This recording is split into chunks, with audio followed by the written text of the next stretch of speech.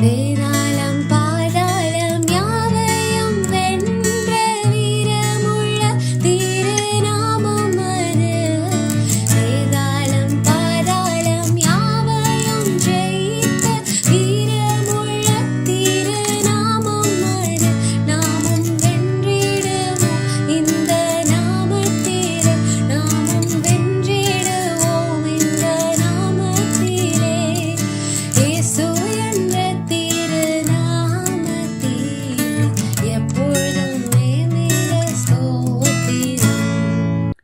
Praise the Lord. கர்த்தரும் இரட்சகருமாகிய இயேசு கிறிஸ்துவின் நாமத்தில் உங்கள் யாவருக்கும் என் அன்பின் வாழ்த்துக்கள். இன்றைக்கு நாம் தியானத்துக்கு ஆதாரமாக பிரியமானவர்களே, ரோமருக்கு எழுதின நிருபம் 16 அதிகாரம் 20 தியானிக்கலாம். சமாதானத்தின் தேவன் சீக்கிரமாய் சாத்தானை உங்கள் கால்களின் கீழே நசுக்கி போடுவார். நம்முடைய கர்த்தராகிய இயேசு கிறிஸ்துவனுடைய கிருபை உங்களுடனே கூட இருப்பதாக.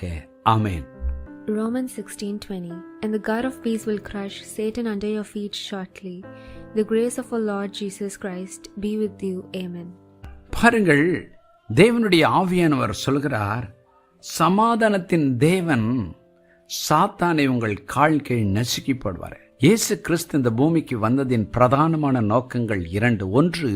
1 தீமோத்தேயு 1:15 என்படி அவர் பாவிகளை ரட்சிக்க இந்த பூமிக்கு இறங்கி வந்தார். மறுபக்கம் பிசாசின் கிரியைகளை அழிக்கும்படிக்கு தேவகுமாரன் வெளிப்பட்டார்.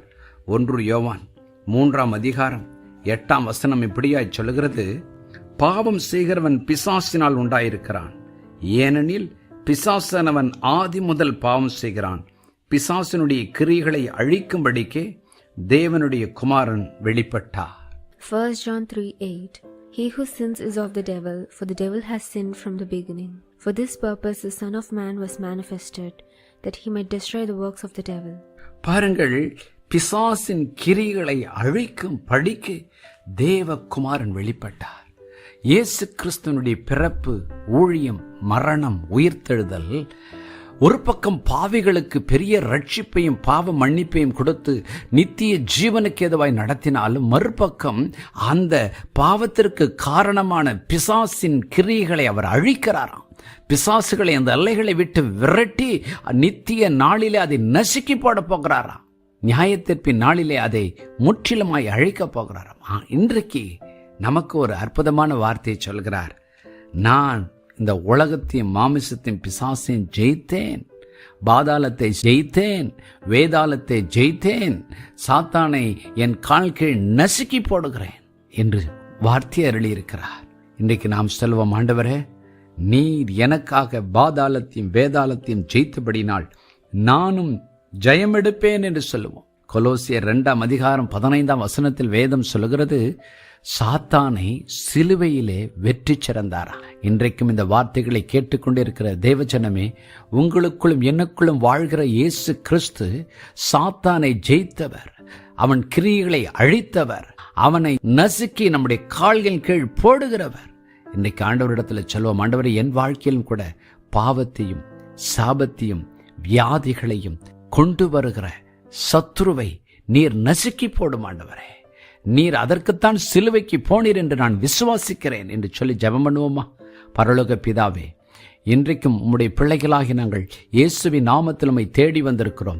இன்றைக்கு நீர் கொடுத்த வார்த்தையின்படி நீர் சமாதானத்தின் தேவன், சாத்தானை கால் கீழ் நசுக்கி போட்ட தேவன், ஆண்டவரே, பிசாசின் கிரிகளை அழிக்கிற தேவன். எங்கள் வாழ்க்கையிலும் கூட எந்தெந்த இடத்துல பிசாசின் கிரிகள் இருக்கிறதோ இயேசுவின் நாமத்தில் அதை அழித்து போடுவீராக. ஒருவேளை வியாதியாக, போராட்டமாக, பகையாக, கசப்பாக, பிரிவினையாக, பிரச்சனையாக எந்தெந்த இடத்துல பிசாசின் கிரிகள் இருக்கிறதோ இயேசுவின் நாமத்தில் பரிசுத்தாவியினர் அவைகளை அழித்து போடுவீராக. பிசாசுகளையோ எங்கள் எல்லைகளை விட்டு துரத்துவீராக.